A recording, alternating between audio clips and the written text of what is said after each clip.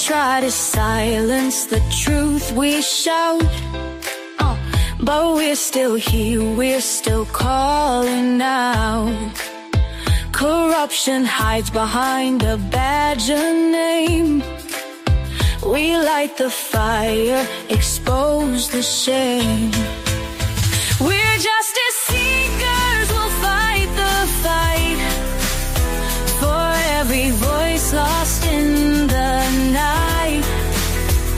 My life mattered is the cry we sing for the ones they tried to bury within.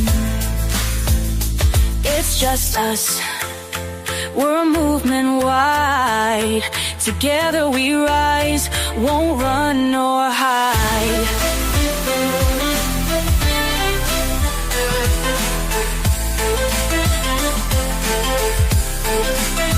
The stories echo, the pain runs deep. For stolen lives we can't just weep.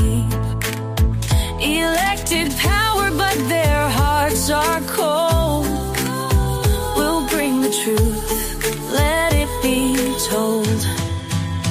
We're justice seekers, we'll fight the fight for every voice lost in the night. My life mattered is the cry we sing for the ones they tried to bury within. It's just us, we're a movement wide. Together we rise, won't run nor hide.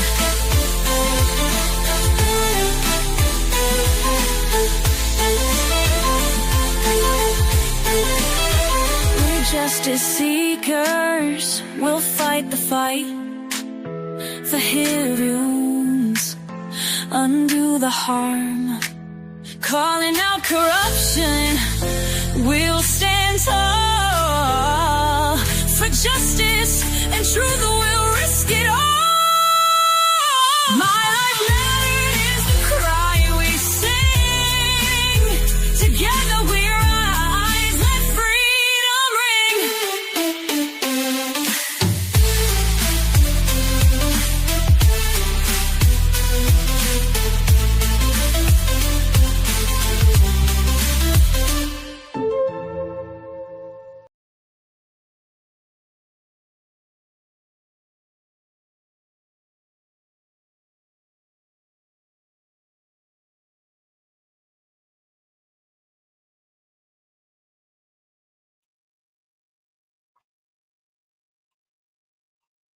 Hello, good evening, social change warriors.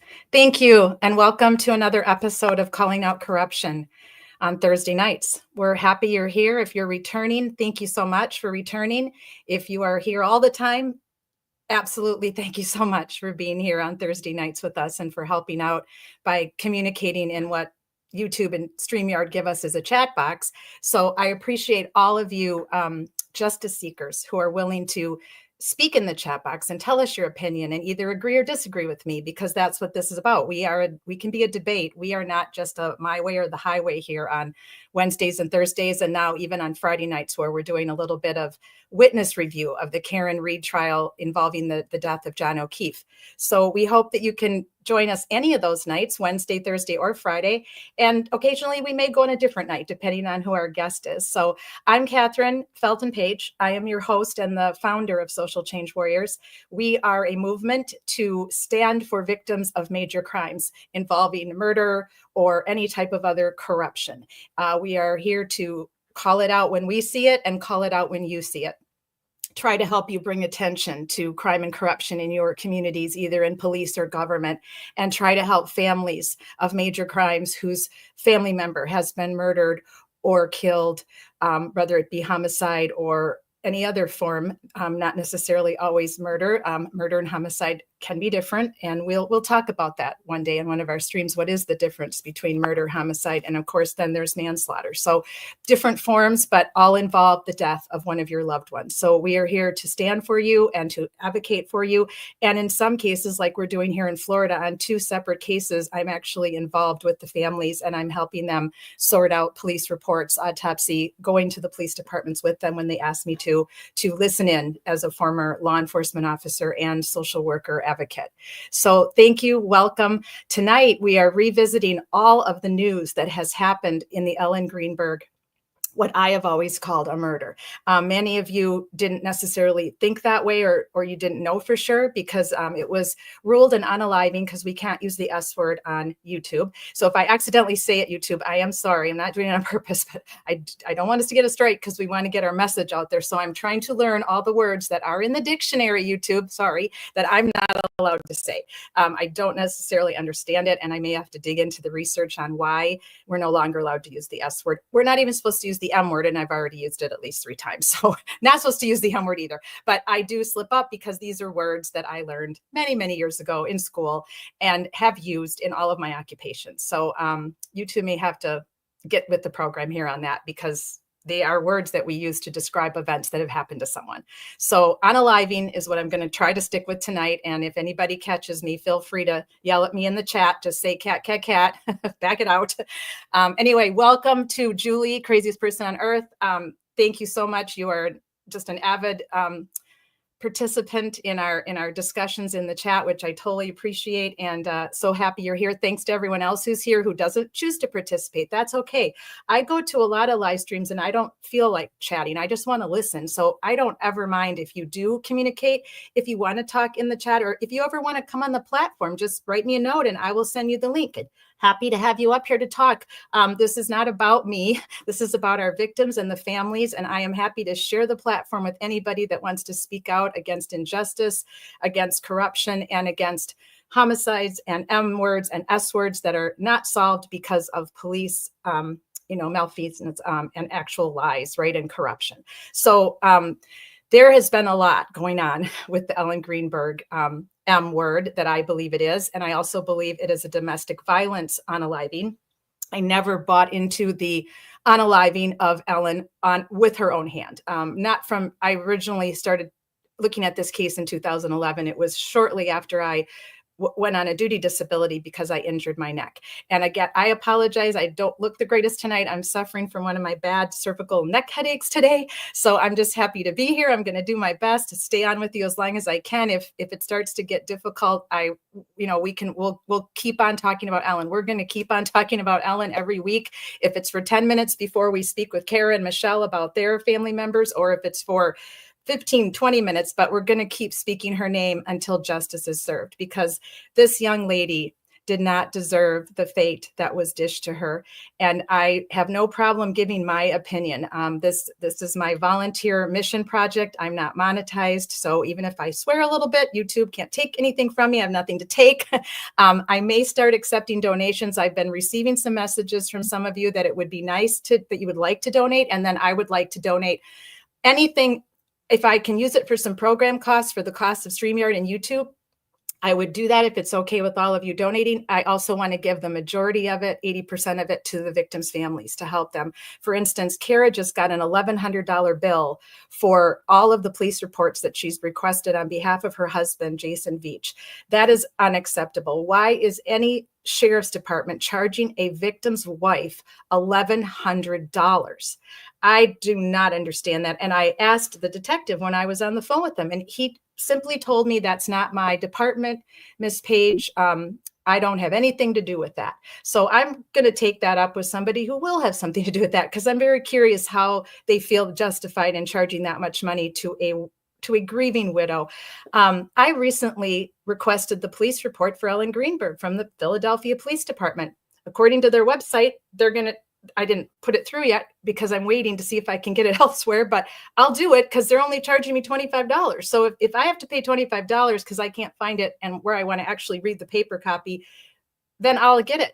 But I couldn't afford to pay $1,100 to get a police report for one of the victims I'm standing for. I just wouldn't have that. So how in the world they can charge that, I don't understand. I'll try to get answers for you, but we would like to try to help. So I will set up a Cash App for Social Change Warriors. I will share it with you on my Twitter, I guess I'll put it.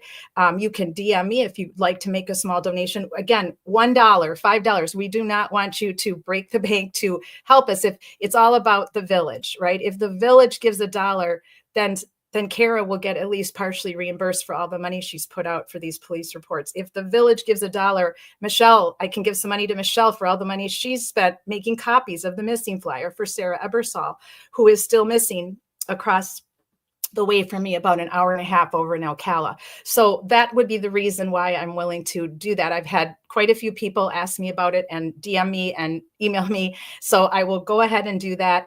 And now I'm looking for a volunteer accountant because I don't want to be responsible for it. I want someone else to be responsible for it.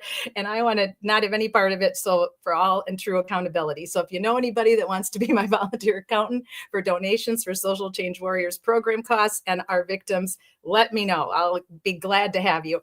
So let's go up and talk about Ellen. So we have done 3 live streams full on Ellen now. If you're interested in the whole backstory, listening to the 911 call that Sam made at 6:30 when he finished working out at 5:36.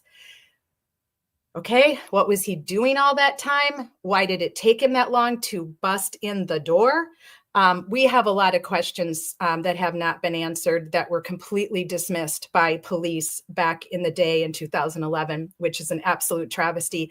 And Ellen's parents have said this in the media, loud and proud of what they truly believe happened to their daughter that day. And I have agreed with them from day one, and I still agree with them. My experience with domestic violence as an officer in training and as an officer during the years, I didn't have a lot of domestic violence calls, but the training I received and then my social work career for the last 8 years prior my volunteer work has led me to the conclusion that this is absolutely a domestic violence unaliving. So that is my professional opinion, Mr. Sam.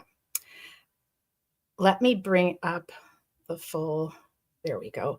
So this is Ellen and her family. We've shown this before if you've watched our other lives. And let's see, what does Julie have to say? Our plane arrival says, oh my goodness, multitasking. Absolutely, Julie, multitask away. I just appreciate that you're here. And that's exciting. I'm a big sports fan, as you all know. So I appreciate that you told me that. I will check that out after the live tonight. So we have shown Ellen's picture many times. We haven't shown Sam's a little bit when we've gone over video evidence in the lobby. But I was wondering and been curious for months now, where has he been? What is he up to? What does he look like now? Well, when you Google him, and you can go ahead and try that yourself, it's tough to find him. I don't know if he's done something that eliminates him or what, but let me go forward a second.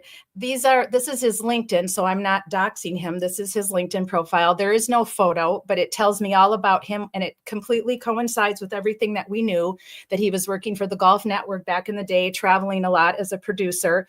It shows that he went to Temple University, which we knew because that is where he graduated from, and that was well known back then and during, all the people that have talked about Ellen and the possibility that this was domestic violence. Hi, Sherry D. Thank you so much for being here.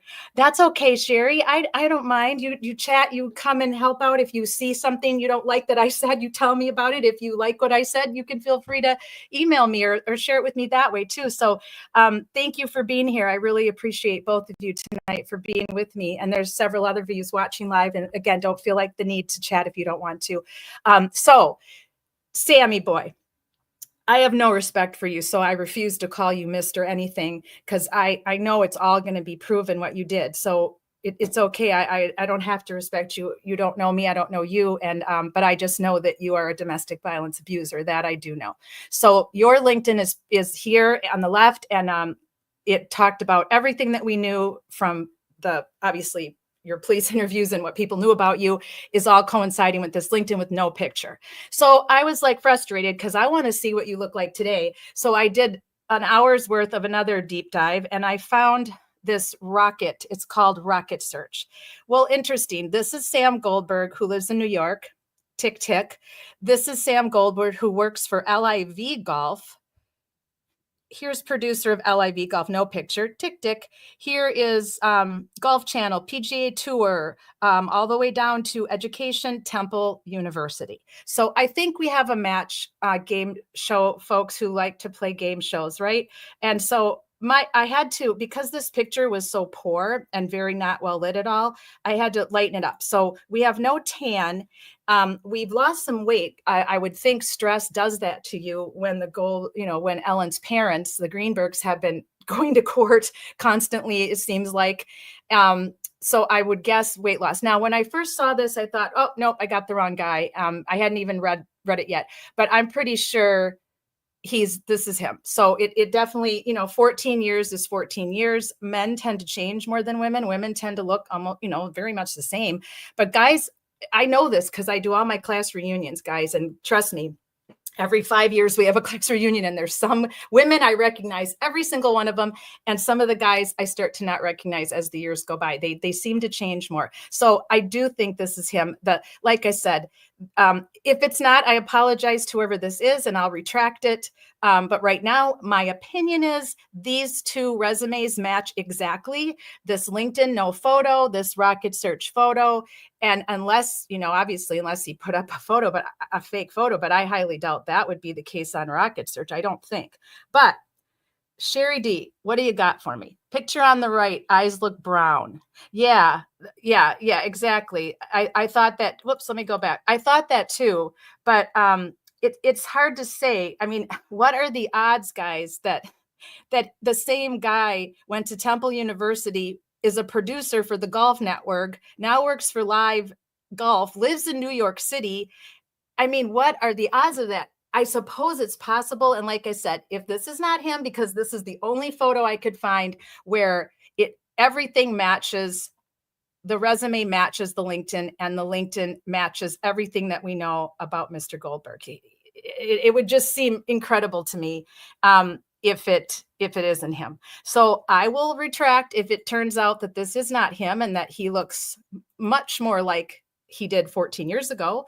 Okay, I'm happy to do it. So, but for now, that's what I got for you. That was my deep dive onto his whereabouts, which we already knew from the media that he was in New York.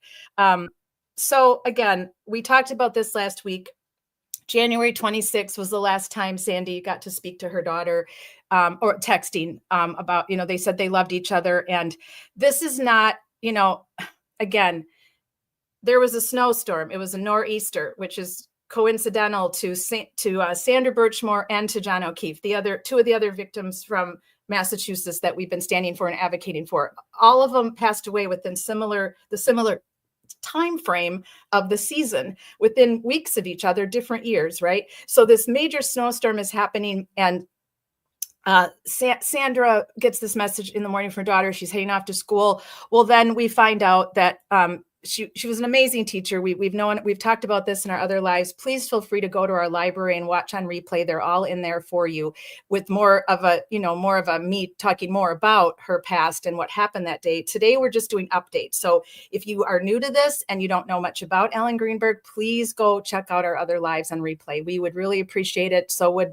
the Greenbergs family, her mom and dad, Sandy and Josh. So, and everyone, her cousins, everybody on her Justice for, go to Facebook. There's a great page there, Justice for Ellen Greenberg, that's run by her cousins and some of her family members. And I believe they're 42, 43 strong now. So I'm trying to always push people to please go there. Also, Gavin Fish and Surviving the Survivor, they have covered this for longer. I haven't only been live streaming since August. So I followed this and I would put it on my Twitter and my Facebook, but I wasn't a live streamer. I wasn't a content creator. So I had Social Change Warriors for the last 5 years, but I wasn't looking at homicides. I was looking at social good in the communities, and we were doing pre-recordeds and different things like that, some actual live presentations. So I just started considering to follow the victims of domestic violence homicide, because I was volunteering in domestic violence shelters a lot. And it really touched me what these ladies go through and how much attention they're not getting, and the laws are not there to protect them. And I'll talk a little bit more about that towards the end tonight. I've learned of 2 more women who are missing right now in our country, and it is presumed, well, both of the men have been arrested, but the ladies have not been found. So this is not something that happens every once in a while, my friends. This is happening every day. 3 women every day are killed by their husband, ex-husband, boyfriend, ex-boyfriend. And then women are also murdered at an alarming rate, unalived, by someone they know. So that could be a stalker or a friend that they didn't know had violent tendencies, or a family member that has violent tendencies. So women are very, very, the smallest percentage of women are unalived by someone they don't know. And that is scary. And I saw a podcast on a psychologist who was talking about the most dangerous person in a woman's life is her husband. The second most dangerous person in a woman's life is someone she knows. So think of all the fear that's sort of put in us when we're a teenager. Don't walk alone at night. Don't do this. Don't do that. When the odds of that are so small, and the odds of someone you actually know that are your friends or your family or your husband or boyfriend are extremely higher. It doesn't, right, make it make sense. It's so sad, and it's so preventable. Domestic violence is so preventable because men who are violent, the women can find ways to leave them if they have better means and better resources. And the men can get into counseling, because it's been proven by Ellen Pence that men who are violent and have not committed the M word and have not unalived anyone have a very high success rate. Most of their reasons for being violent are personality disorders and violence that occurred to them as children. So as you all know, I am an advocate for rehabilitation. I have friends who work in the prisons today who are social workers who work with rehabilitation. Now, I don't expect any of you who are family members of a victim of unaliving to believe that that can be the case, but it is possible if we can get to them prior to these violent acts while they're committing the domestic violence acts, which are terrible, and I don't excuse it, and there's no excuse for it. But I am also an advocate for the victims, but I'm an advocate for rehabilitation, and that is meaningful to me as a human. And sadly, there are people that don't want to follow me because I take that stance on rehabilitation. And I understand that you have every right to believe what you believe.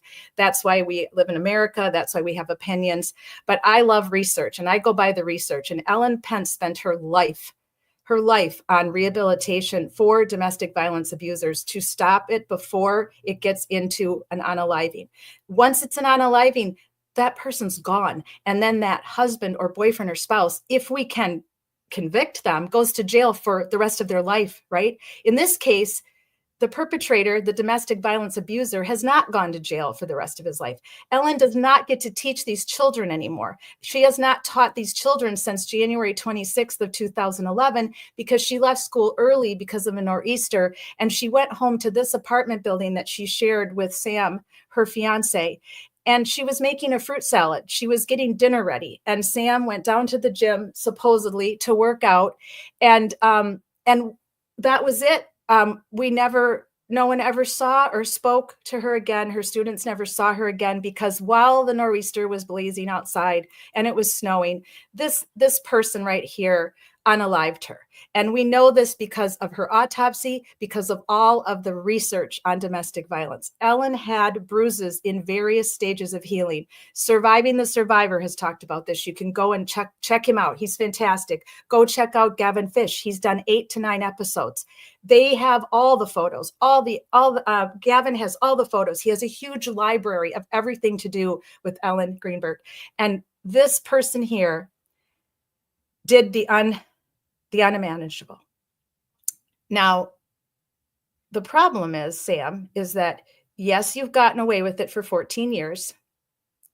Brilliant. If you're on the side of evil and dark, I guess evil and dark people would probably say you were brilliant, that you managed it, that you pulled it off. But you forgot one little thing. You did forget about the autopsy. You did forget about all those times that you hurt poor Ellen, that you took your hands and you hurt her. All those bruises in various degrees of healing. Where did they come from? A stranger? A friend of hers that no one knows about, that there's no evidence pointing to? Evidence is pointing to the fact she was depressed and she was sad and she was considering not living with you anymore. And you knew that. You knew that. No one else really knew it. Her friends didn't know it was wrong. They didn't know what was going on. They thought it was school and the pressure of being a teacher and scared. She's about to be a new bride. She's picking out her wedding dress. There's photos of her in her wedding dress at the bridal shops. She's about to send out save the date cards or actual invitations, I believe it was. So no one really knew how sick and tired she was of you laying hands on her, Sam. She was done. She was sick of it, done with you. I'm sure she gave you many chances to stop putting those bruises on her, but you didn't listen. You couldn't because you have a temper and you are violent and you did not seek help. You did not go to counseling and it escalated. And then you decided that's it. In your fit of rage that day, or it could have been premeditated. I'm not leaving that off the table yet, Sam. I don't trust you. I don't trust that you didn't premeditate this entire thing more than just that day. I really don't think you just freaked out afterwards and then made it look like something. My jury's still out that you premeditated this. We'll see, won't we? We'll see, because there's going to be lots of questions coming your way very soon. But however you did it, you did it. And Ellen Greenberg did not stab herself 20 times. I want everybody in the world to understand that. Everybody that has looked at this case as a doctor, a nurse, a psychiatrist, a psychologist, a social worker, a cop, nobody thinks that she could do this to herself. I'm going to break because I'm very upset today because this really upsets me that her family has had to go through 14 years of this nonsense because he could not control his temper. He could not reach out for help. He knew what he was doing was wrong. He had to know. All domestic violence abusers know. They just either they don't care, they're too narcissistic, they're too much of an egomaniac, or there's something really, really wrong with them that cannot be recovered, that is not rehabilitatable. Not everybody can be rehabilitated. So I didn't say that earlier. I said some, I said most. I don't know about him because we'll never know. Because now he did it, he covered it up, he asked his family to help cover it up. Somehow his family is so connected that the government helped cover it up, the police, the medical examiners. Don't tell me all these people were just wrong, that they just did a terrible job. They were told to do a terrible job. Come on. It's the same thing as Free Karen Reed. Those police officers were told to do a terrible job. They were told to do what they did. No police worth their weight in salt, weight in gold, however you want to say it, are going to do that bad of a job. We're not trained that way. We go through massive training in the police academy. Then we're on the job trained. Then we go through in-service every 3 months for our entire career. I have never seen a cop ever screw up that bad in my career or any of my friends' careers that I have watched from a distance now after I hurt my neck and had to step down and retire. I have never, ever seen a police department of friends that I know do this bad of a job in Karen Reed's case, in John O'Keefe's murder, John O'Keefe's unaliving, and Ellen's. So I'm going to pause now because I want to catch up with the chat because I appreciate everybody that wants to speak out in this chat box that the lovely StreamYard gives us. So Julie says, it's scary how high those numbers are and they call us hysterical. Absolutely. 3 women a day in the United States die at the hands of their loved one, their man, the person they love. It's just wrong. It's wrong. And it can be prevented. We have to catch it early. We have to get the women out of the house. And somebody criticized me not too long ago. I'm sure you're not watching because you don't like me, and that's fine. I'm glad you don't like me. I don't like you either. Criticized me about why do I only live stream about women who are victims of domestic violence, because it is the majority of women that are hurt by someone they know. The majority of men who are unalived are hurt by a stranger. So unless you're a social worker like me and you have a master's degree like me, don't go on Twitter and defame me and say, I don't know what I'm talking about. I do know what I'm talking about. Most of these stats I have memorized. I don't even have to put them up for you. I don't have to show you my research, but I do. So I don't cover. Now, I'm not saying it's right. If a woman unalives her husband, of course it's wrong. And it's domestic violence. But my area of expertise is man on woman domestic violence because it is the biggest number. And if you're going to come at me again on Twitter, then I'll do a live about it. I'll show you how few men actually pass away from a woman hurting them. And then we'll talk again. Okay. I know we will. So let's go on. I digress. It's scary how high yes. Okay. Right. And then Sherry D, husband, boyfriend, partner, wonder the stats for same. Oh, thank you. And yes, Sherry D, I have looked into that because I am very willing to do a live about that. There is definitely domestic violence, man on man, woman on woman, because it's human. This is human nature. People are violent. There are people who can't control their tempers. There are people that were abused as children, and so then they abuse as adults. It's a vicious circle. So I will be happy. I don't know as much about it, but I know a few of my colleagues from USC and from UW-Madison who do know more about this. So I will reach out to them, and I'm happy. Maybe in March we can look into this, because it's a problem as well. But the woman on man is the lowest percentage. It is the lowest percentage. So I can add it in when we talk about man on man, woman on woman, and let you know what the exact, because I don't know it by heart, but I can absolutely research it and look into it. Thank you for reminding, and thank you for bringing that up, because that is definitely something that does happen. Sam had too many high up connections. Yep. That's absolutely right.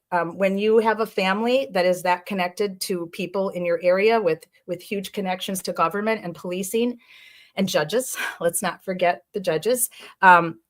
There's probably maybe more people involved in this one than John O'Keefe, Karen Reed. I don't know. Maybe it'll be a tie. It's an awful bad thing to wish for a tie on or to wonder who's going to win that out. And I didn't mean to say that with callousness at all. I'm just so mad about both cases because both cases have just been coming to a head. There was all this new news with Karen Reed, of course, today and the last few weeks. And I'll talk about that tomorrow night in Friday Night Lies. I'll give you all what I saw this week, in my opinion. And most of you know it because all the other content creators that are covering Karen Reed, John O'Keefe are covering it. So not many people are covering Ellen Greenberg.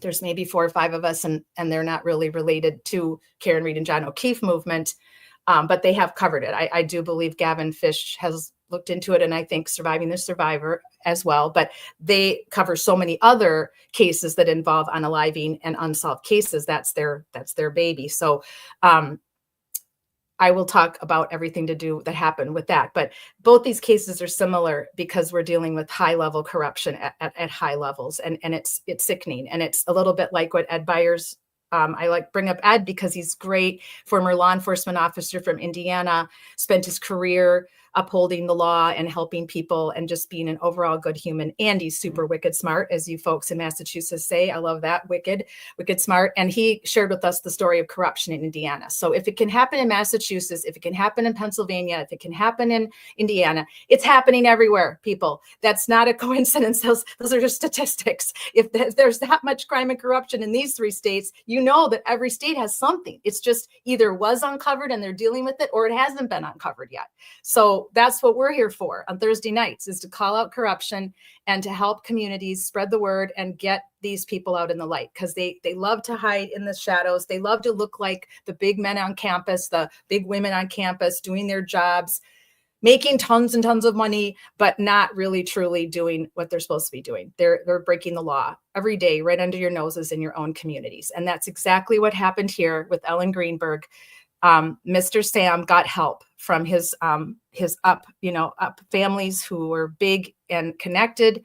And let's see, what does Julie have to say? Okay, a child. Okay, thank you for not saying that. A rapist who was convicted by a jury and sentenced has a judge free the person and overturn prison. The attorney, Kevin. Oh my goodness. Okay, wow, I didn't even know about that one. So might have to tell me about that, and we might have to speak about that next week. Oh my gosh. Okay. So Julie, I hate when people come out and say it happens to us too. Yeah, it does, but not at the same rate by a lot. And most of the women go unnoticed. Men always get attention because men don't see women. And yeah, that's exactly true. And again, a lot of people deep down in there, they don't want to admit it, but they believe that it's between you and your husband, that it's not a societal issue or societal problem or a court problem. It is a court problem because most people do have children. So there's children involved. So the well-being of the children is involved. They are watching they're watching their mother get the crap beat out of them on a regular basis. Do you know what that does to children? And many of these abusers, that's what they saw as children. They saw their dad beating their mom up. So it is a vicious cycle, and it's psychologists and psychiatrists can explain it much better than me. And I'll have to have one of my colleagues on to tell you the ins and outs of how the brain works and trauma and conditioning, what happens to you. I don't know Sam's parents. I'm not accusing them of anything. I don't have a clue why he was hurting Ellen, but we know he was hurting Ellen. Too many bruises in too many stages of healing. That is a clear-cut sign of domestic violence. Now, if I'm wrong and it turns out that Ellen was taking gymnastics lessons undercover and not telling anyone, or she had become an ice skater and she had a pairs partner and didn't tell anybody, then I will be glad to recant everything, Sam, and I will say I was wrong. But I know I'm not wrong, Sam, and so do you, because guess what? The lobby guy knows you lied. I want to call him the lobby guy. He was the concierge of the building. He had a very responsible job. He took his job very seriously, Sam, and we listened to his interview with Brian Etten on News Nation last week, Sam. You might want to listen to that because he told you straight out that he knows you lied and he knows you know you lied. So there's that too. It's not just all of us out here in real world land that know you lied and know you hurt Ellen. We all know you did. And so you're not going to be able to hide from this very much longer. Okay, these guys are chatting a little bit. Just want to make sure I didn't miss anything. And so I want to play a couple things for you guys tonight because here's our update. So that's just a little bit of background for those who joined us who maybe don't know about Ellen and what a wonderful human being she was and all her friends and family, and her life was cut short because of domestic violence. So violence against women and girls is not inevitable. It is preventable. This is a quote from this article. If you're interested, please go to this. I'm not going to read you the whole thing. I'm just sharing it with you. I'll put it on my Twitter X, on my Facebook as well. It's from UN Women. It also talks about domestic violence in other countries and how prevalent it is and how dangerous it is, and that it's an epidemic. So we have a problem. We still have a problem in the year 2025 with women getting the crap beat out of them by their husbands, boyfriends, ex-husbands, ex-boyfriends on a regular basis. And we're really not helping much. We do not have enough domestic violence shelters. We do not have enough court-ordered issues that deal with this. And we have children involved where the mother is being threatened by the father. I saw this so many times where if you do this, I'm going to do this. If you tell that, I'm going to say this. It's absolutely horrific, and kids are involved. So we need robust legislation, improved data collection, greater government accountability, a zero tolerance culture, and an increased funding for women's rights organizations and institutional bodies. That is a truer statement that was in this article that could ever be said, and I'm going to put it up on my social medias. This is absolutely necessary going forward. I don't know how much longer I get to be here. I'm 61, but all of you that are younger than me and you watch this, please do something. See something, say something. If you see someone at your church or your kid's school or your hobbies, and you think there's even the slightest chance that they are a victim of domestic violence, do your best, however you can, to protect yourself, of course, because this person is obviously violent.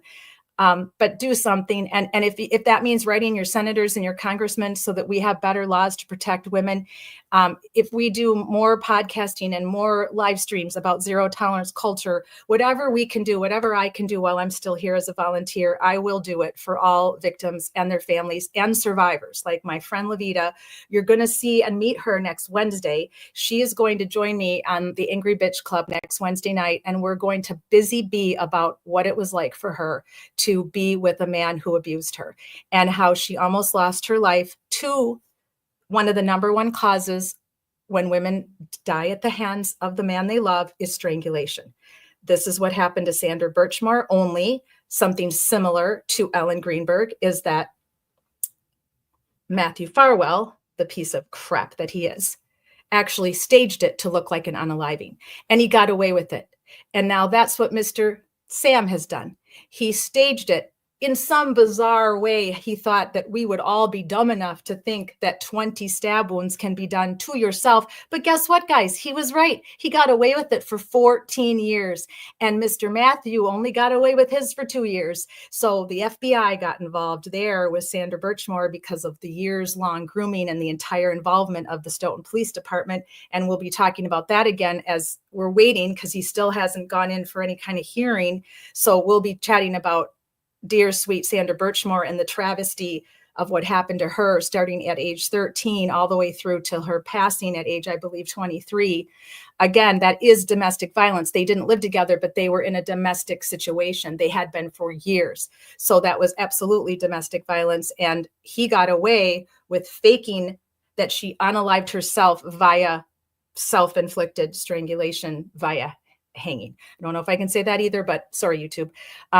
Those are the facts. Okay. So we need this. We need robust legislation. We need improved data collection. We need greater government accountability. We need a zero tolerance culture and an increased funding for women's rights organizations and institutional bodies. We need that. So please, ladies, share that out anywhere you can on your social medias with your friends. We have to start standing up for ourselves and for our sisters who are literally being beaten up every day, because that stat 1 in 3, that's just unaliving. When I speak with Miss Levita next Wednesday and we show you the documentary that she was kind enough to let me make with her, I've always wanted to make a documentary, and I wanted it to be about a survivor of DV. And she agreed, and it's phenomenal. And we're going to show it. It's an 11-minute short documentary about her story of survival. And I also have all the statistics that you need to know about domestic violence, not just unaliving, but the actual daily occurrence of women that are constantly being beat up, hit, struck. They always, Levita says this, so I don't want to give it away, but I'll just kind of paraphrase it. They'll hit you where nobody knows they hit you. And she says it so eloquently. She says, "He would never hit me in my face because then I would have to explain it to somebody." So think about it. Ellen's injuries were to her hips, her legs, her thighs, her arms, not to her face. That is chilling, makes you very sick to your stomach. But Levita made it. Ellen didn't get the chance. She tried, she defended herself. We know that now. We didn't know that before, but her parents have shared, Gavin has shared, Surviving the Survivor has shared that she defended herself. She fought that bastard till the last second of her life. And Levita fought her bastard till the last second of her life. And she was able to get away. So she's going to share that with you next Wednesday. It's a trigger alert. I understand if you can't watch because of your own personal, I understand, but we are going to share it for those that need to see it, and you will love Miss Levita, and she will answer any questions that you have. So let's go forward here. So during the live on Friday, while we were together doing Friday Night Lives, talking about Chris Albert and Julie Albert's testimony, I'm going to take a little drink. I'm not supposed to be drinking this, guys. This is my once a week guilty pleasure, and it's supposed to be diet, but I ran out and my son only had regular. So pop's not good for you people. Don't drink soda. Soda is what we called it in Milwaukee when I was a little kid growing up, and pop is what we call it in Madison. I'd love to know what you call it where you guys are from, but down here, everybody calls it soda. And so when I said pop the other day, I think they call it pop down here because I said soda pop. And one of my neighbor's kids who's like 12, he looked at me like, "What are you talking about, Miss Kathy?" And I said, "Oh yeah, it's soda pop." You know, that's what they called it back in the 50s when it was first, I think that's when it was first invented. But yeah, I'm not supposed to drink this stuff. I know it's bad for my stomach, but I can't help it every once in a while. So let me show you what was happening. We were live streaming Friday Night Lives. A bunch of us were together and we were talking in our chat, and let me find it here. Give me 2 seconds, guys. I'm going to put it up. Let me remove this down. There we go. Hi, I'm back. I was trying to keep just the PowerPoint on because of this bad neck headache I have, that it's hard to stare into that little white light to talk to you. But if I have the deck up, I can stare into that and it helps my headache. So sorry, I haven't been on with my full self tonight. Oh, and I'm wearing purple again. Purple is the color for domestic violence. It also is my favorite color because my high school is purple and gold. So we're doing the purple hat and the purple. I wore a fancier shirt last week in honor of Ellen and all of our domestic violence victims, but tonight we're going low key. So let me do this. I'm going to take 2 seconds. If you need a break, take a break. Those of you on replay, it'll just take me a minute to share my screen.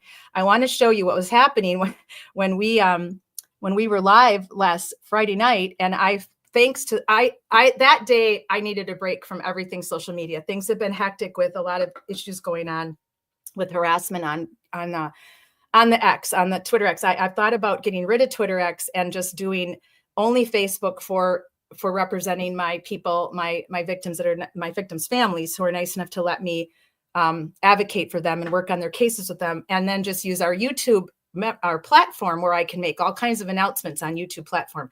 I'm very close to leaving Twitter X because this has been daunting and really painful being involved in this weird harassment campaign that I unfortunately was targeted in with quite a few other people, like 12 people. And none of it was warranted. It was all, you have to trust me on this. It was not. And for any of us, for all 12 of us, I think there's 12 total. It's just completely a travesty and a crying shame, to put it as my grandma used to put it. But I did get involved because I was defending people, and I was also myself, I was lied about. So I don't take that kindly. I don't take that lightly.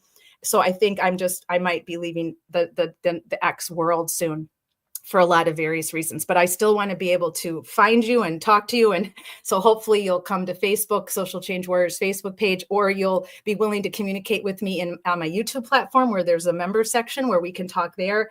But I haven't made a full decision yet. I don't want to be chased off of Twitter X. I don't like that. I don't like that idea. That's not in my women's lib personality. It's not in my justice for all personality. It's not in my free speech personality. So I'm just saying I might be. I don't know yet. We'll see how much longer this craziness goes on. But let me click on this. Let me share this, and I'll show you how we found out what happened. And I have to come. I'm out of the room right now, just so you know. I can't see what's happening, so I got to go back in. Okay, good. Hopefully, if you guys can type and let me know that you can hear this once I get it started. So let me go back to the tab. There it is. And I'll start it up. I didn't watch last night when Sam's in the lobby, after he's already gone upstairs, supposedly, and not been able to get into this is really weird. Me watching me. Very weird. I've never done into the lobby. He dropped something, and it doesn't look like an accident. It really doesn't. And I'm going to show it next week again, once we hear from, when we live again for Ellen, which is when we're waiting to hear from the judge, his opinion, if they're going to overturn the unaliving to a homicide. We're waiting any day now for that judge. That her parents took that to the Supreme Court of Massachusetts. I will show you these videos, these surveillance videos from the lobby. In my opinion, and an anonymous person who contacted me and told me to look at these videos, he drops it on purpose. And then an hour later, right before EMS gets there, Sam has not, I don't even think he's called EMS yet. No, he hasn't. He's on the phone with, I think his cousin came in. He's walking through the lobbies on the phone after this happens. This guy who was in the lobby hour prior and suspicious, and I'll show you next week why I think so, he picks it up. And before he picks it up, he checks over his shoulder. And then he picks it up. And then he heads off camera, stage right, to his right, goes towards where the bathrooms are, where the front door is. And then lo and behold, 1 minute later, Sam gets off the elevator and he came out of the stairs of the elevator, I don't remember, follows this guy, goes the same direction. 3 minutes, Sam's off camera, where this guy went. And then Sam comes back. No way is that a coincidence. There's no way that's a coincidence. So I can't wait to go back over that next week. And I really wish that I could get a hold of Gavin, because I would like to know his opinion on what the anonymous tipster is calling him lobby guy. So I'm calling him lobby guy now. So you can check that out last night in the library, what we talked about, but we're going to go deeper into lobby guy and the footage next week, because I feel like it could be something. I just really do. So let me see if there's any other questions you guys have. I don't think so. Let's see, what's this one? Oh yeah, that's the new lady who does videos on crime scene from a scientific background. Great, that sounds so interesting. I'm so excited to write that down. Did something happen to? I don't know. I took myself off of social media today. I was in court for almost 2 hours with our newest case with I'll just call her Sarah, not our Sarah Ebersol, but another Sarah. That's her kind of stage name right now. I was with her for 2 hours in a Zoom court. So I just tried to stay off of all social media today. Can anybody Google that right now for me? Did the judge come through with the decision? Because I have not. I just needed to be a break from X and from all media. All I found out was that there was that other plane crash in Philadelphia that happened right before we started live. So I don't know anything about that either. I don't know what size plane it was, but it was scary. I saw some video of it, of the explosion, and there's so much fuel on those planes, and it looked like a bomb went off in this neighborhood in Philadelphia. It's just horrific. Yeah, if anybody can just quickly Google Ellen Greenberg for me and tell me if the judge came in today, because he was supposed to come in the last day of the month or the beginning of February. That was what the Greenbergs had told me in an email. So I would really like to know. And Sherry D, yes, yes, yes. What are we yesing to? Wait, I got to catch up. I'm behind. Thank you, Sherry D. Those two videos I mentioned will blow your mind. Oh, yes. Thank you so much, Lori. I'm thrilled. I'll watch them tomorrow morning with my coffee. I have no college football. I'm going to lose my mind. These first few weeks without college football are brutal for me. And they were always brutal for my father, too. I inherited my father's love of college sports and pro sports. And so when football season ends, I'm kind of miserable for a few weeks. But I love basketball. College basketball is awesome. But football is my favorite. So I can ease into basketball. I've already watched a lot of Badger basketball games, and my master's degree is USC Trojans. I've already watched a bunch of their games. And so I will ease into basketball. I'll be okay with it. But I do miss football, and having no college football tomorrow is going to be like, what the heck am I going to do with myself? So I will absolutely do that, and never, ever be afraid to tell us in the chat box another content creator. Everybody's doing good work. Everybody's trying their best to do what they can in true crime, and some entertain you with their true crime. I'm trying to educate you, and we're trying to stand for victims and actually work on their cases. We all have our own little, areas of expertise. So definitely you can share anybody in the chat box anytime. What does it say? Family lawsuit can take 3 officers to trial. I don't know what that is. Oh, wait. Didn't ME just change the manner of violence deaths to homicide? That was their ME. I don't think so. I mean, unless something's come out since I last Googled everything, their ME was the one that said it was a homicide, but the actual Massachusetts, Philadelphia has not done that yet, as far as I know. What does this one say? Greenberg family can take. Oh yeah. Oh, for sure. Yeah. When this all comes out, that this is high level, deep corruption, you guys. High level, deep corruption. Oxymoron, but absolutely. It's scary. It's very scary. I'm nervous because it's so, from what I can tell, because of Sam's uncle, James Schwartzman. The anonymous source this week and last week has told me things that made my sort of already thick, curly, weird hair, frizzy hair curl. Scary stuff. Like, my mom's not happy with me that I'm doing this, by the way. She's not happy about it, because these are bad people. These are very bad people. And that's crime. That's corruption. The people in Clark County, Indiana are bad people. They just didn't murder anybody, as far as we know, or M word. Sorry, YouTube. But in Philadelphia, Ellen Greenberg was absolutely taken. Her life was taken. She did not take her own life. I am absolutely 100% convinced. I've looked at almost everything you can look at now, and so have a lot of other people, and including her family, obviously, and friends. Today, what happened? What? Are you kidding me? It was the day I take a social media break. Of course. Oh my gosh, unbelievable. This is so exciting. We have to find the press release. Okay, stand by. I'm going to see if I can find it. Everybody take a stretch break. I'm going to take a stretch break. I have to stretch my knee. We have to find this. This is amazing. Thank you so much, you guys. Oh my gosh, this is so good. Oh, it was maybe Nancy Grace went on the air, right? All right, I'm going to take a stretch break. I'm going to look for it. Let me find it.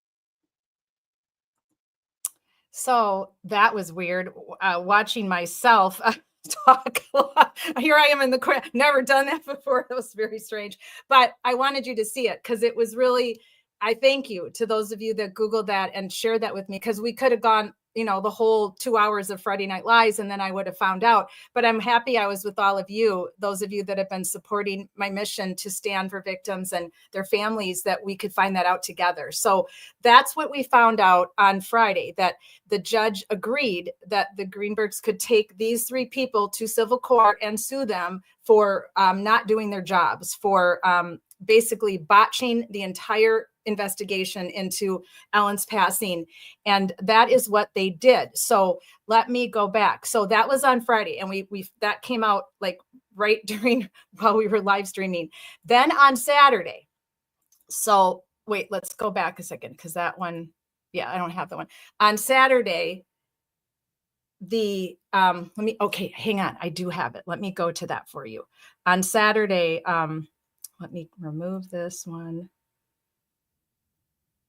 I have the letter that was written by the medical examiner, and he recanted what he said way back in 2011. That is huge. That is huge. That happened on Saturday. So let me find that. I have it pulled up for you. Let me share my screen here again. Oh, and let me introduce you to my new therapy dog. My therapy dog passed away in July. She had breast cancer. She was my grandpuppy. I adopted her from my son because he had a job that he could no longer have her. So she moved to Los Angeles with me for grad school, Zelda. She was a pit bull boxer mix, and she was with me for 11 years. And she was a trained therapy dog. She was trained to do many things to help me when my neck and back are just completely out. And I can't tell you how devastating it's been without her. And I just didn't have the gumption to look for a new one. I also knew that knee surgery was possibly coming up in the spring. So I was worried. And then I got called off the waiting list in October for this knee surgery out of the blue. I thought I was waiting till so I had no idea I wasn't going to get another therapy dog until I could really put the time into the training. So for my birthday, which is coming up on Valentine's Day, people who love me, my family, my godparents helped me get this little buddy. And this is my new therapy dog. He's going to be trained for me, for my anxiety, and to go to the nursing homes and the pediatric cancer and pediatric children's wards. So his name is Tanner. His middle initial is D for my father, Dennis, and my best friend, Daryl. And they're both in heaven. I love you both. And Tanner D. So nicknamed TD for touchdown, of course. So this is Touchdown Tanner, and he is a joy. He's been with us for approximately a little over 24 hours now. He is Mr. Calm. He is Mr. Cool. Zeus loves him to pieces, and we already love him. My oldest son, we FaceTimed with my youngest son, my mom and sister. And so he has lots of love coming at him already from Julie and from Sean and from many of you that are supportive of me and that I email and pen pal with now. He's made my life so happy, which has been very difficult the last month and a half with all the stress that I was involved with Twitter X. So this is it. This is life. This is life. Family, your pets, your loved ones. We have to let all the other noise go because it just ruins us and it's not worth it. And we have to stand for victims. Those of us that have the ability, not a lot of people do. This is heavy stuff. This is M word. This is unaliving, not at their own hands, by someone else's hands, a mean, nasty, narcissistic M word person, right? Not many people can do this kind of research. Looking at autopsies is not fun. It's horrible and it's terrible. And the empathy that we have to do this kind of work for the families is a lot. And those of you that are with me tonight in our chat, social change warriors, justice seekers, this takes a toll on you and you have to take a break. You have to do self-care. So I needed this little guy more than I knew. And I still love my grandpuppy Zeus. He's a wonderful Doberman, but this has helped me so much. So I can keep focusing on Kara and Michelle and Sarah Ebersol and Jason Beach and all the other women and victims that we're trying to help and stand for. I have to keep doing that. That's my passion and my mission. I can't let other things distract me. So thank you, everybody. I'm so glad that I can share him with you. He woke up from his nap. So let me go to this share screen now, and I will show you this letter that was written on Saturday, which was the other big, breaking news. So let's see here. Here we go. So this is the pathologist, Dr. I think it's Osborne, and he left Philadelphia, I want to say in 2014, and he lives in Florida now. So Merlin, I believe is his name. So here we go. The former Philadelphia medical examiners. So let me make sure you can see this. Yeah, okay. I'm going to try to bring up the video. So hang on just a second while I go back to it. Where did it go? There it is. Okay. There's a video attached to this somewhere. It's just, there's so many ads in these things. It takes forever to find them. But he was the one who first ruled that Ellen's passing by the 20 stab wounds was a homicide. That was his original ruling. But then 2 months later, he switched it to an unaliving, and now admits he was wrong. Well, guys, he's always known he was wrong. Come on. Medical examiners are trained to look for signs of DV. They're trained to look for signs of bruising in various stages of healing.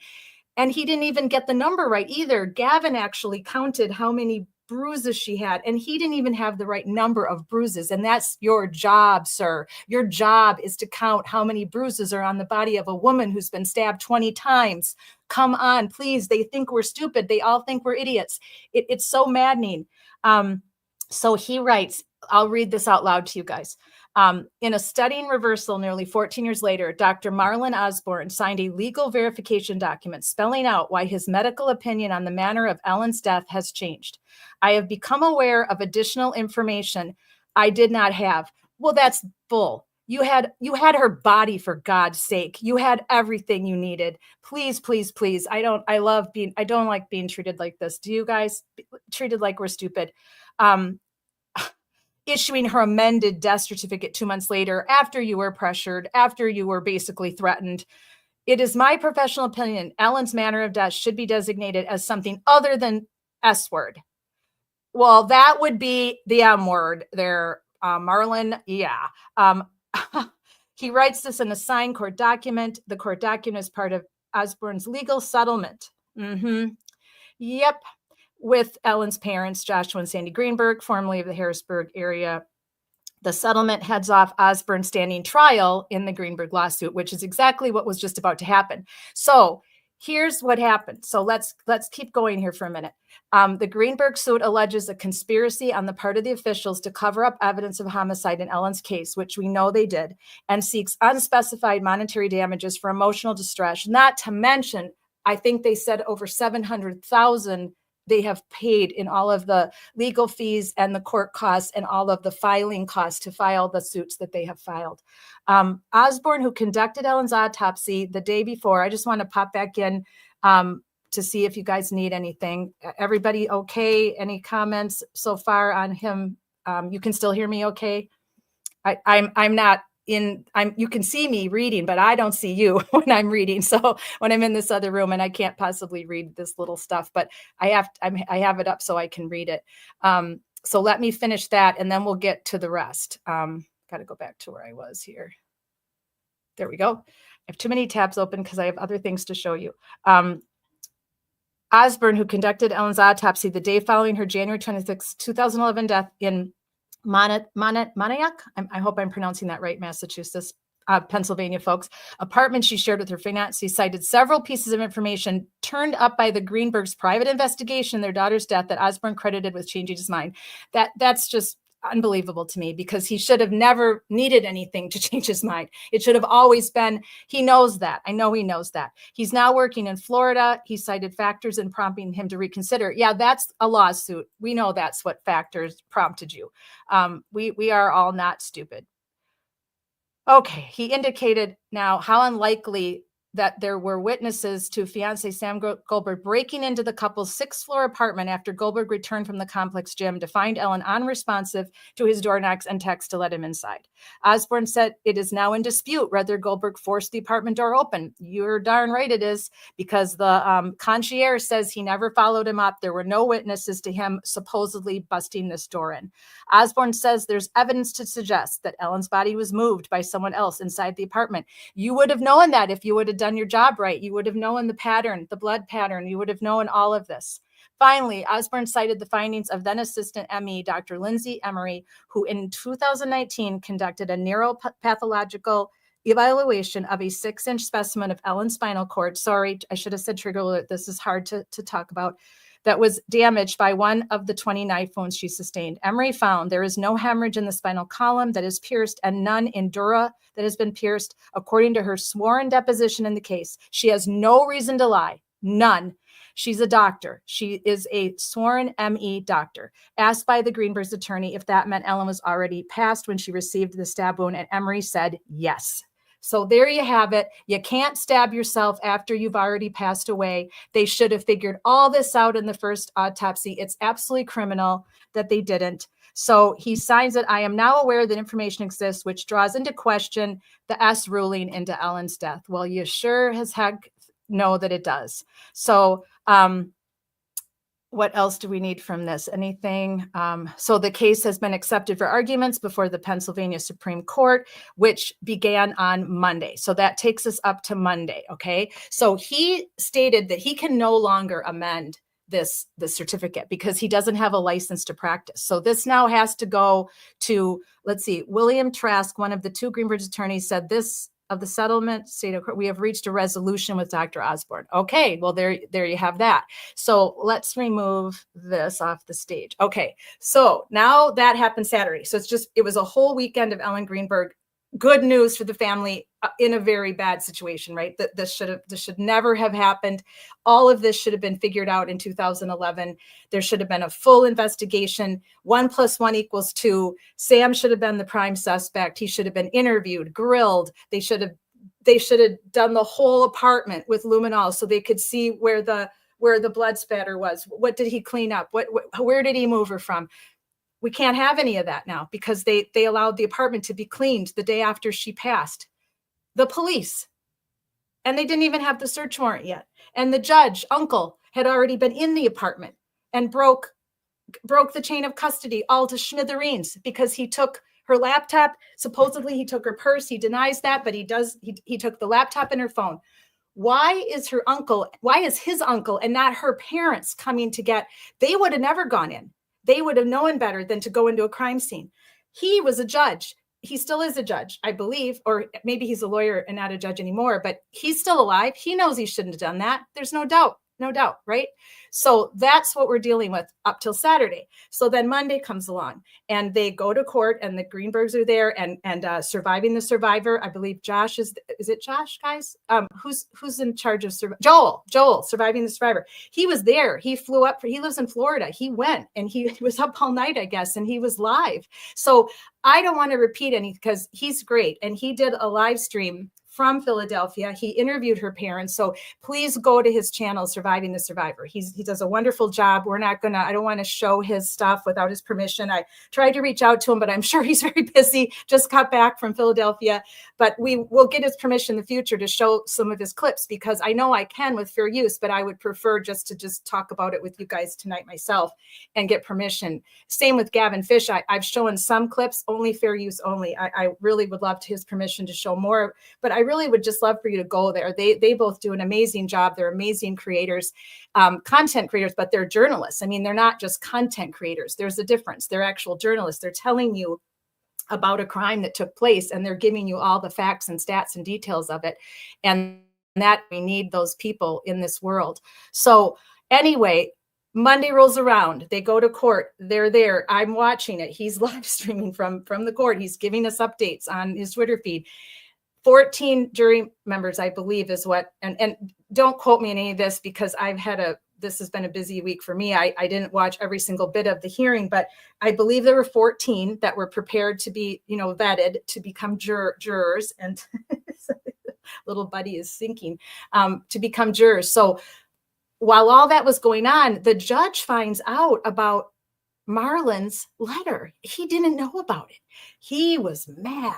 So if you go check out Surviving the Survivor, because he has it all live and he did a lot of interviews and it's really interesting and fascinating what he was able to talk about with Sandy and Josh and with the private investigator, Tom Brennan. And it was just he did a really great job.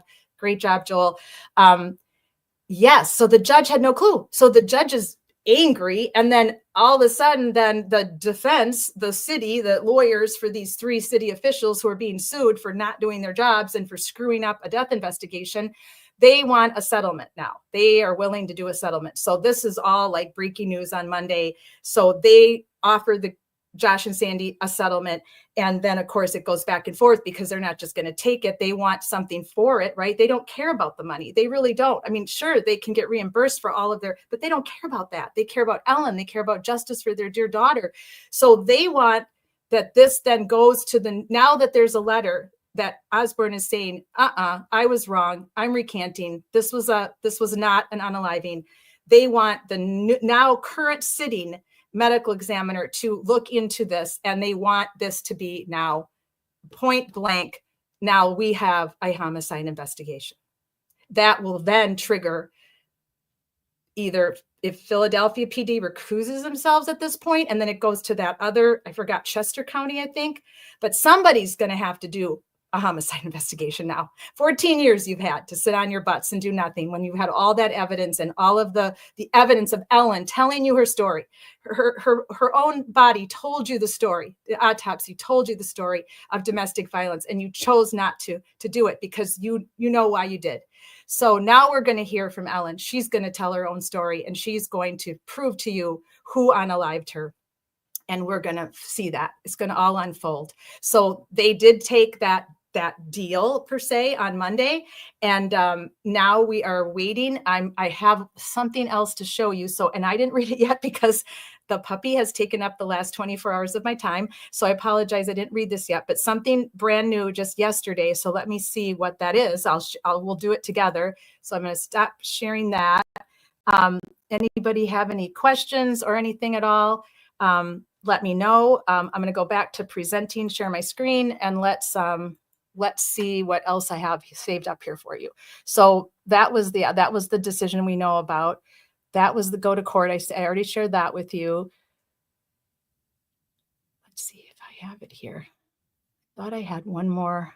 Oh, I know. Hang on. I've still got it in the Google Deck. Let me go back to my, let me cancel that.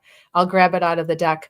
It was something that just came out yesterday late. So, and I just got the puppy yesterday. So I didn't do a lot of prep for this yesterday, mostly all today. And so let me go to where I saved that link and then I can share it with you. So give me 2 seconds here to find, okay, here we go. So here's the link. This is from NBC News. This was just yesterday. So let me get that for you. I got to copy it up into this other space. All right, we'll open a window just for that.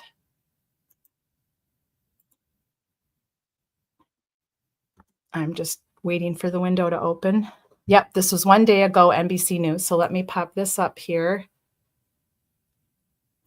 I'm going to close some of these other windows I have because it gets to be too much on the system. So like when you drink too much Pepsi or Diet Pepsi, it's not good.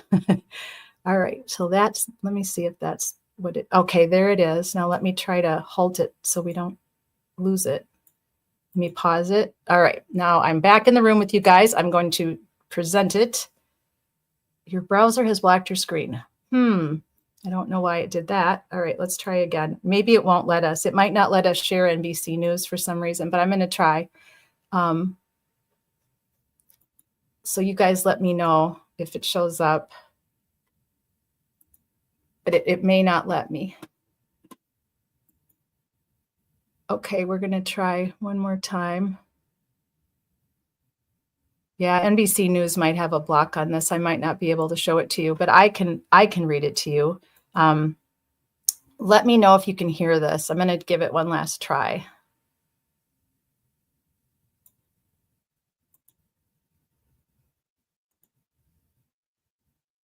Can you guys hear that at all? Oh, no, it's not letting me share it. Okay, so sometimes it just won't. It blocks it, so we'll get rid of it. Let me go. I'll go in and try to read it to you so I can see what they are saying yesterday because I didn't watch any news yesterday, so I'm not aware of this. So I will tell you. Yep, it just says medical examiner changes opinion on Pennsylvania teacher's death, once ruled a suicide. Yep, and then they're showing Ellen's parents. And so I will just put up the link for you guys. So if you want to go watch this. So I'm just going to go down and see what they're saying. They're just saying everything we already know, talking about his letter. Okay. Attorneys representing the Greenbergs told NBC Philadelphia they were told the new review would be conducted expeditiously. Very good news, right? So that means they're going to get on it right away. Hopefully that will be a new investigation. This is coming from their lawyer. All the information that we've acquired over the years will be presented, and I don't see any reason they wouldn't reach the same result that Dr. Osborne gave. So they are very optimistic that this new investigation into her death will be, they will overturn that ruling. Sandra Greenberg told NBC Philadelphia after the settlement was reached, "I hope today we made Ellen proud of us." Oh, that's going to make me cry. Oh boy. And we were certainly very proud of her as parents. It's monumental. For 14 years, we've been dealing with this S label on her daughter. So that was from Sandy. The City of Philadelphia Law Department confirmed that the settlement includes an independent review of the autopsy file and an express waiver of any claims that might be brought as a result of that process. So that is what came out yesterday, and like I said, there are interviews of the Greenbergs and of the private investigator who's done an amazing job. He's retired officer. He's got a stellar reputation for, oh my gosh, he's done so much in his career, solving cold cases and now working pro bono for the Greenbergs. He's really phenomenal, this person, Mr. Brennan, Detective Brennan. So PI, I guess now we would call him Private Investigator Brennan. So definitely check out Surviving the Survivor. Check out Gavin Fish. He was all over it as well. Those are two really good avenues for you to get really great information. Their production is quite something. They are monetized, of course, so their production is way different and better than what I can give you. But I care a lot about this case. Ellen, for whatever reason, back in 2011, it just struck me. The injustice just struck me. And in a lot of ways, this case, Ellen's death, and Dulos, now I'm forgetting her first name. I know it by heart too. Jennifer Barbara Dulos. That case really struck me because they were just vibrant ladies living their lives, doing their jobs, having families. Jennifer had children. Ellen wanted to be a mom. Sandra Birchmore wanted to be a mom so badly. Suzanne Morphew was a mom. Suzanne Clark Simpson was a mom, and her kids were growing. And now her husband is arrested. They believe they have enough evidence to take him to trial, but they don't know where she is. She's gone. And I just found out about another missing young lady in Detroit, and I'll speak to that next Wednesday when Levita's with me, because I think Levita can relate to this. She was being stalked by her former boyfriend and harassment because she had broken up with him, and now she's been missing since January, I think the 8th. And there's not a lot of, hope that she's still with us. They have arrested him. And so we'll do some advocacy for her next Wednesday when we have Levita on, who survived her attack. But I'm afraid this young woman did not survive, and she's a mother. We are standing for these ladies who are all unalived because of domestic violence, because of the epidemic of domestic violence. And we have to do better. We have to have better legislation. We have to have better protection, more domestic violence shelters, so that this can be stopped. But when it does happen, we have to keep standing with the families. We cannot let these violent men get away with this. This is utterly insane and unbelievable how Mr. Sam has gotten away with this for 14 years, lived his life, married, has kids, works for the Gulf Network, gets to do everything life offers you. And Ellen's parents have suffered and suffered, and all they've done is battle the police, battle the court system, battle the MEs. It's horrific. And my heart just breaks for you, Sandy and Josh. I'm hopeful that all of this will now come out of the dark and into the light. We will continue to stand for Ellen. We will continue to talk about her every week until there is an arrest and a court trial. We will cover that to the best of our ability. I don't do live court, but I will do updates, and we will continue to speak Ellen's name, because our hashtag for all of our victims of DV and our victims of other forms of violence is hashtag My Life Mattered. Everybody's life who has been taken from them, they deserve justice, because their life did matter. They don't deserve to be forgotten. And there's just so many cold cases in our country where nobody speaks that person's name anymore because their family's gone, and all the investigators are gone, and cases back from the 50s and 60s, very, very few family members are left. If you went missing in the 60s, or if you were unalived and nobody ever solved your homicide, most of your family your parents are passing away, your siblings are older, witnesses are long gone or can't remember anything, right? So who stands for you? Who stands for you after you're unalived by someone that you, in a woman's case, that you knew? 92% of unalived women knew their assailant. 62% of those were their husbands or their boyfriends. we have to figure this out, everyone. We just have to, for Ellen's sake and for all of the victims that we're standing for. So we will update you more as we know more with Ellen. We will continue to stand for her. Let me go back here a second. I'm going to add our deck back to the stage here for a minute. Or no, that one we want to remove. Sorry. Let's go find her. Okay, I just want to re-show you a couple things that I promised I would last week. So let me advance the slides here. So, reminder, Goldberg told the police that Hanton, who is the concierge of the building, very reputable man, seemed very honest, was very visibly upset. We showed you, if you go back and watch our live from last week, we showed you the clip of him telling Brian Enton from News Nation that he most certainly did not accompany Sam up to the apartment as Sam told the police. He most certainly did not do that. He said it's on camera that he was at his station, and it's on camera that Sam went into the elevator by himself. So that we know is a lie. And he actually said, like I told you earlier in our live tonight, he said, I know you're lying, Mr. Greenberg, and you know you're lying. And then he had a few other choice words for him, which were very heartfelt. And I appreciate that man very much for being so honest and taking the risk to do what he did. So this was after he supposedly was in the club working out, and he's heading back. He's heading towards the elevator area. This was at, I believe, approximately 5:36. So the 911 call was not made until 6:30. So there's a whole lot of interesting situations here. How in the world, Sam, did it take you that long to figure out that you either needed to break the door down or you should have called 911 and had fire rescue come and get you into that apartment? If you really cared that Ellen was hurt or that she had fainted or passed out, or was just simply mad at you, right? But you call your uncle and your cousin, and you're on the phone with them. Before you call EMS, you're on the phone with them. For, I believe, the different phone calls were 1 minute here, 2 minutes there. Makes no sense, right?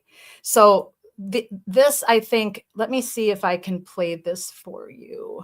No, I might. Yeah, no, we'll look at that next time because I have a few more things I want to do before I show you that one that I need to look into. So this is the person that we've talked about that was, we don't know for sure because this person might have been ruled out. So again, this is our opinion that this person was doing some strange things. And there's even a clip that I need to look at before I show it to you, though, where he's bouncing around. And I tried to show it to you last week, but I didn't see it. So I don't know if it's just not letting me play it. I'll try to find another avenue to play it for you. But it appears that he's very nervous and that he was kind of wandering around the lobby, bouncing around is what the little caption says on the video that was put out in the media. Well, who is this guy, right? We don't know because I haven't seen a police report yet to see if he's been cleared. And if anybody knows that he's been cleared, by all means, tell me, let me know. But this person is the one who picks up the item that I told you about that Sam drops in the hallway. He drops it right in front of the elevator. It's looks like a little square piece, almost like maybe like half of the size of this piece of paper, like half the size of this. And so a few of us were surmising maybe it was the key card to the gym because he needed that for, oh, no sound. Oh, okay, that was from before. Okay. He needed that to get in at the gym for his alibi, to prove that he went to the gym at approximately, I think it was 4:52, and then left the gym at whatever time that was, 5:32 or 5:34, because he's getting on the elevator at 5:36. So who is this guy and why is he hanging out in the lobby that when he is seen on camera, right? But then he's off camera for a long time. And so where was he? And he never used the elevator as far as I saw in any of the surveillance. If I'm wrong, anyone, please let me know. But I only saw him in and out of the stairwell. And in this clip here, he has some type of a big black thing under his arm. It's hard to tell because it blends in with his coat, but he's got something in his arm. And in this one over here, it appears right here, if you look at the far right one, looks like there's a line above his eyebrow. It almost looks like he has a cut. There's also a picture of Sam in a surveillance where he's holding a tissue. And people have surmised that it looks like he was dabbing it on his hand. This guy was holding a tissue as well in one of the pictures.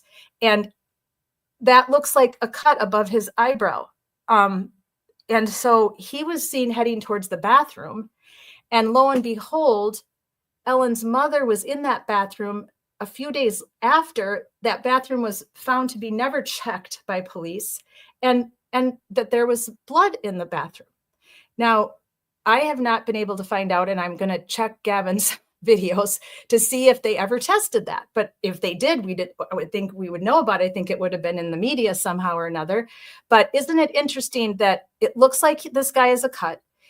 He headed to the restroom. When he left the restroom, he had what looked like something in his pocket. So if you guys look at the middle photo, if you look at the left photo, there's nothing in his pocket. That was when he was earlier had come out of the staircase, and he's not wearing a coat. He's got a sweater and a t-shirt and a collar of some sort, some type of a collared shirt, no coat. Now he's going back in the staircase. This is after being in the bathroom, and he has a bulge in his pocket. Now I'm just saying 1 + 1 = 2. And that, to me, that could be paper towels. Fold it, you know, how you just take them out, roll them up, stick them in your pocket. We've all done that before for various reasons. The one on the right, he's got something in his hand, and that's the one where there appears that there is a possible cut above his eye. But you can't tell in this one as much as the other one, where he's walking straight forward. So I'm just guessing that this guy has something to do with it. Whether he was called in to help with, sadly, the moving and the cleanup after Sam stabbed her 20 times. We don't know. We're theorizing, we're guessing, but he's there. We're not guessing that. He's in the lobby various times. He's upstairs for long periods of time before we see him again in the lobby with that black bag. Here he is again. Now I drew those 3 lines on there because there was a time where I thought maybe there were 2 guys. I thought maybe this guy with the pants and the sweater was not this guy with the coat, because this angle of the camera makes him look so much bulkier, and the hair didn't look the same to me. So I was a little confused for a while. My jury's still kind of out on this, but I think it's very possible that these are the same person, but I think it could be possible that they're not, because it's hard to say because of these cameras aren't the best. Now, this one on the right, I don't know who this is. This person sort of looks like it could be this person too. Almost the same exact coat, same looking kind of boots, pants are the same. I don't know. I mean, could this be the other guy? Because this guy on the right is definitely not this guy. No way. So now we're just in theory land here, guys. We don't know for sure. We're not positive about any of it. But we do know that there was for sure one guy, and that's this guy. So he was in a lot of these stills, and I've studied it, and there's been volunteers that have studied it, and we're going to keep studying it because we just want to try to figure it out. We want to help. So that's that. Anybody have any questions? At all? I'm gonna stop sharing my screen.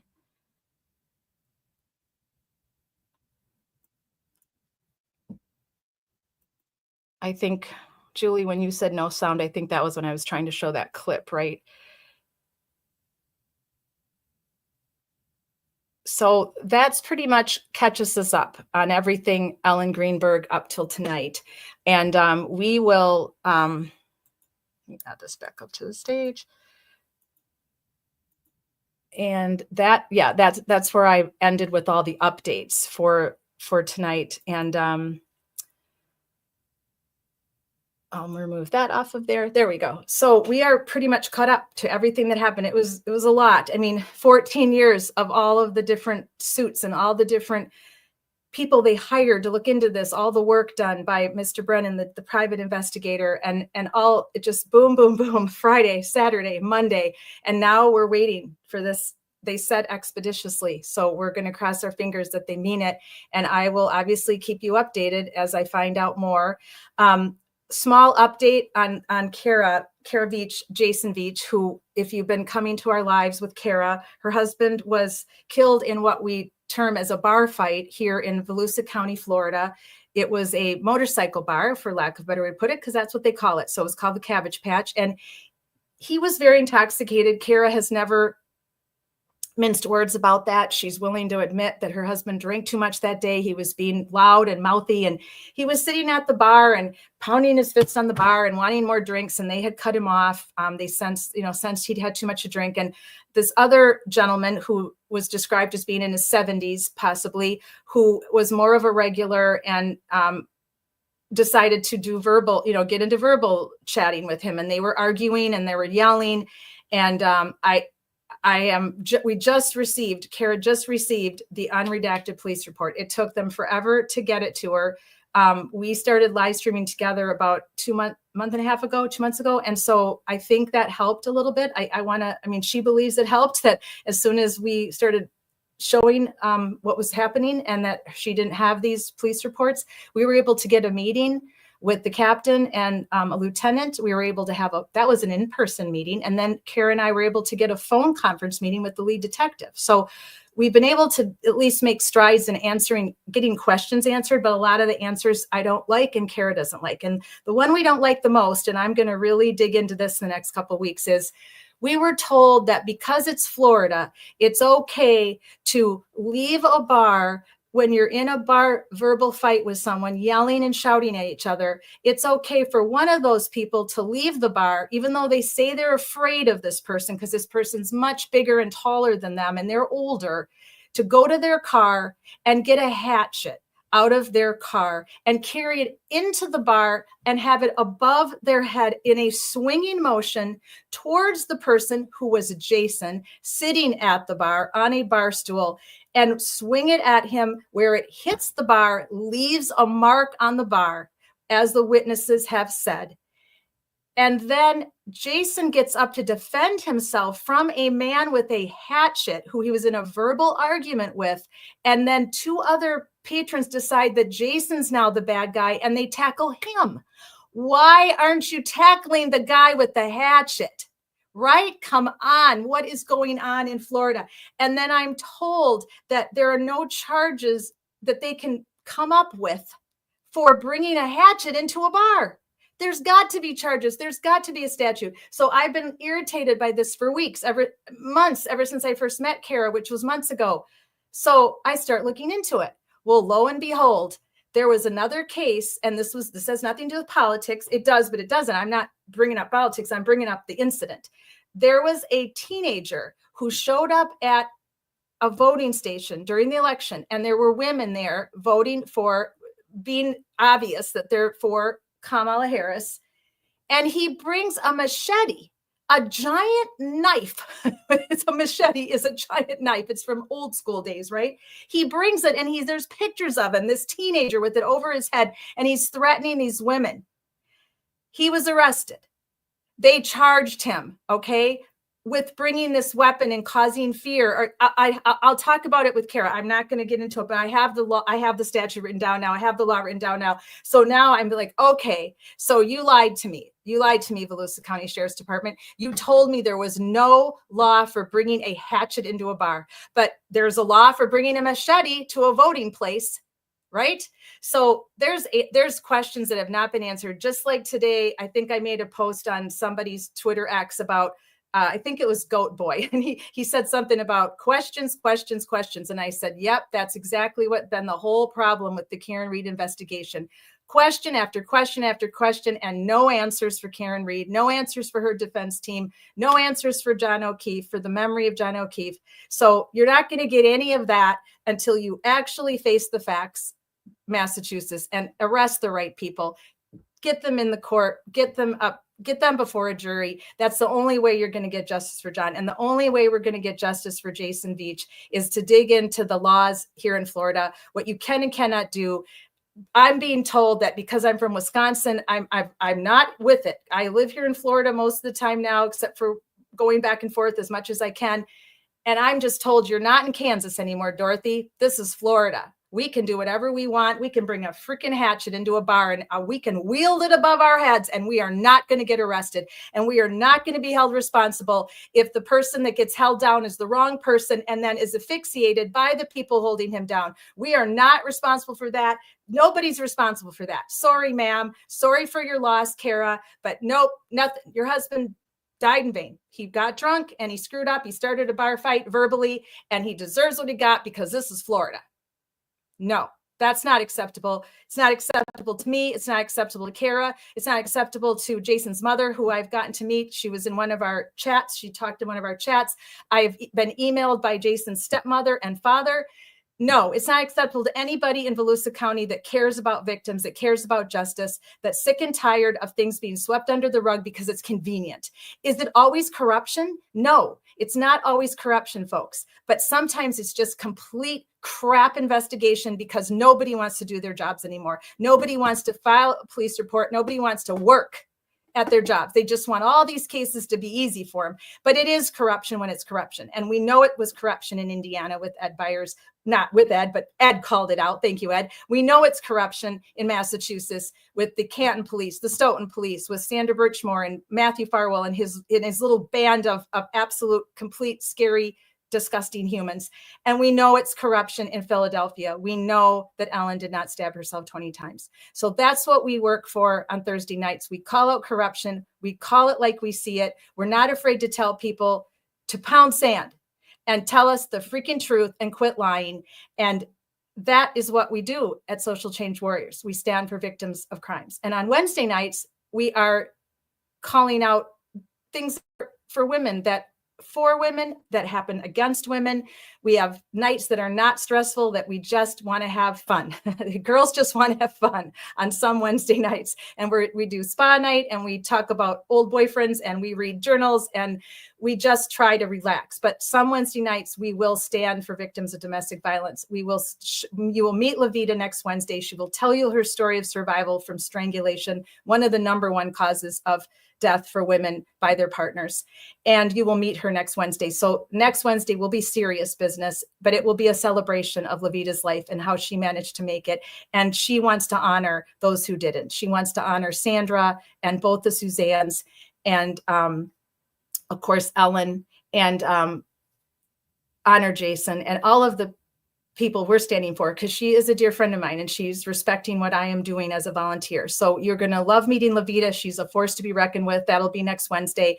And then next Thursday, we're hoping Kara will be back. Depends on her work schedule, but we will do some type of an update next week on Jason. And then last but not least, I was on the phone today with Michelle for a very long time, and we really worked out some interesting ideas on Sarah. So we still haven't found Sarah. We're still no closer to an arrest as far as we know, because the Marion County won't speak to Michelle. They won't take my calls. They won't return my emails.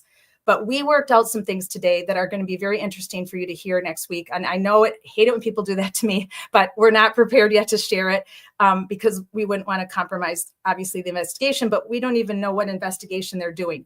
I put up a tweet that over 425,000 missing persons cases are solved every year within a year. Sarah will be missing 2 years on March the 3rd. What is the holdup? Why is it taking so long to find one person in your county, Marion County, where she went missing on the night of March 3rd, where she was seen in pictures and YouTube videos? Her sister has beat the pavement, giving you tips and going on her cloud and telling you what her activity was. She was seen alive. We have proof of life for Sarah Ebersol on March 3rd, March 2nd, March 3rd until 2:45 a.m. and then nothing. And then her phone connects via Bluetooth to something at 2:55. So she was with somebody. Somebody had her in their car, or they had her prior to that in a hotel where she could connect to Wi-Fi. And we think it was her ex-boyfriend, father of her child, who she had been dealing with domestic violence with. Again, it's the statistics. I don't like statistics all the time, but they matter. They matter in these cases of domestic violence. So we will have an update of Kara and Jason. We'll have an update of Michelle with Where is Sarah Ebersol. Both of these are my Florida cases where I'm working on the ground with the families. Those will come next week, and that'll be on Thursday. And then tomorrow we're back with Friday Night Lies, where we're trying to decide if the witnesses in the Karen Reed trial lied, told the truth, or were evasive. So we've got a group of us.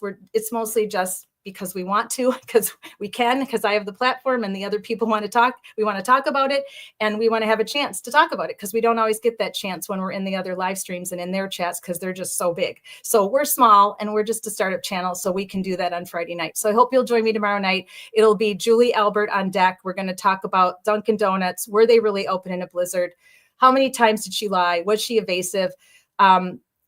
And that's what we'll figure out tomorrow night. And then we'll move on the list from there. And we hope you'll join us then on Friday Night Lies tomorrow. Thank you, everybody. I appreciate you so much for coming tonight. Thanks to those that commented with me tonight in our live chat over here to my right.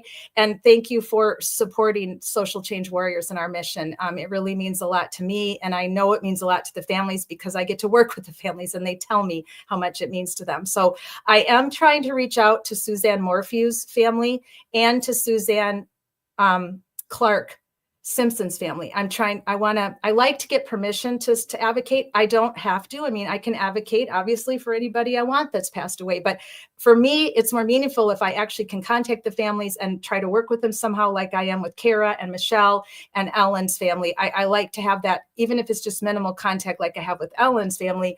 With Kara and Michelle, I have major contact because they're right here in Florida with me, but I do prefer that. But if I can't get it, we're still going to advocate for Suzanne Morphew and Suzanne Clark Simpson, because they were both taken by domestic violence, and we're going to keep saying their name, and we'll continue to stand for Sandra Birchmore as this trial goes forward with Matthew Farwell as well, and anyone else that we come across or that you recommend that you would like to see us advocate for, we will happily do that. So thank you, everyone. It is just us. At the end of the day, we have to stand for each other and stand for people that have been violated and who don't have justice, and we appreciate you. So I'll be back tomorrow night with Friday Night Lies, and then next week you can always check us out on our YouTube schedule. I always put the shows up at least 3 or 4 days in advance.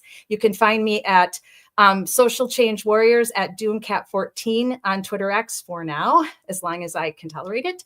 And then Facebook is we are under my full name there, and you can send me an email at acttmsw@gmail.com, and I can give you the Facebook information if you want to join our page. We're just started a new page for Social Change Warriors, but it's under my full name, so it's Catherine Felton page. So I can just send you the link, and you can join our Facebook page for Social Change Warriors and for Justice Seekers. So I will play our theme music again tonight, and as we leave, and I thank you all for your support. I truly mean it.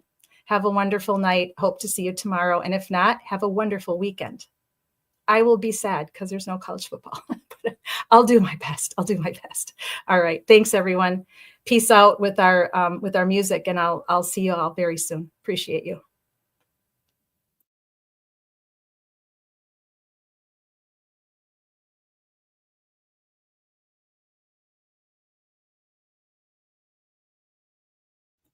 I had to put up Julie's comment. Have to get some frozen donuts for tomorrow.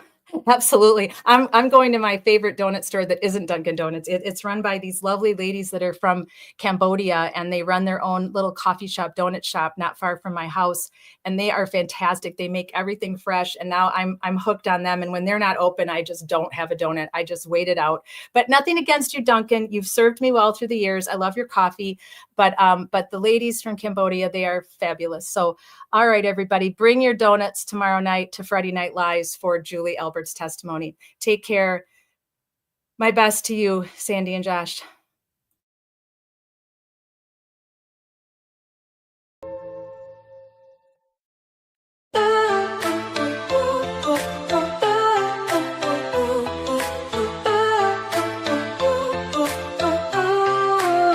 They try to silence the truth we shout, but we're still here, we're still calling out. Corruption hides behind a badge of name. We light the fire, expose the shame.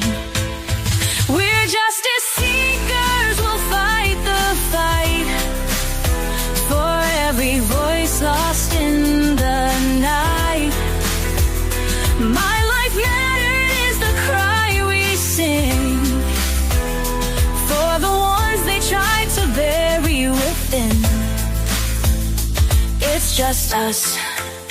We're a movement wide. Together we rise, won't run nor hide.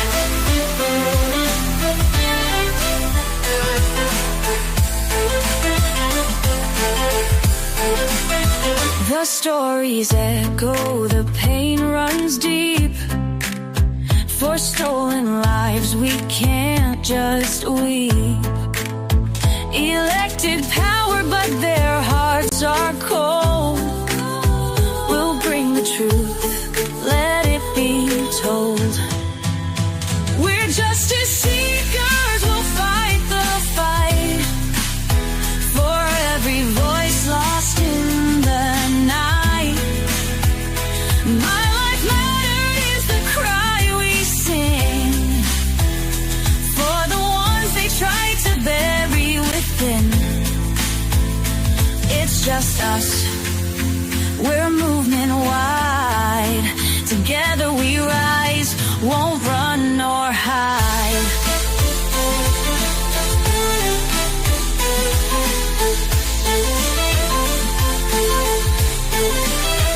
We're justice seekers, we'll fight the fight. For heal wounds, undo the harm. Calling out corruption, we'll stand tall.